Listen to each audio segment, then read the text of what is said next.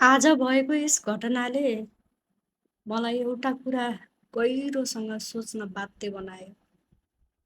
आखिर मान्छेको जीवनै रहेछ कति, होइन त? हामी भोलिका लागि योजना बनाउँछौँ, भोलिको राम्रोको लागि आजलाई सिद्ध्याउँछौँ। सानातिना कुरामा घमण्ड गर्छौँ, रिस गर्छौँ, बोलचाल बन्द गर्छौँ।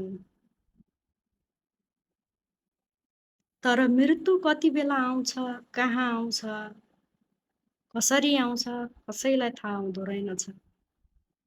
आज हामी सामु हाँसिरहेका मान्छेहरू पनि भोलि हामी सामु नहुन पनि सक्दो रहेछ, होइन त?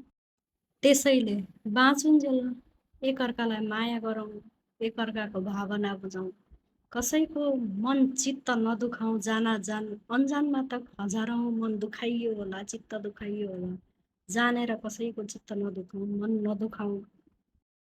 आजको यस विपत्तिमा ज्यान गुमाउनुहुने सम्पूर्णप्रति हार्दिक श्रद्धाञ्जली अर्पण गर्न चाहन्छु र शोकाकुल परिवारप्रति धैर्य धारण गर्ने शक्ति प्रदान गर्नु पशुपतिनाथले भन्न चाहन्छु र बेपत्ता हुनुभएका दाजुभाइ दिदीबहिनी आमा बाबा सबैप्रति दुःख व्यक्त गर्न चाहन्छु। चाँडै उहाँहरूको उद्धार होस् भन्न चाहन्छु। हे भगवान्।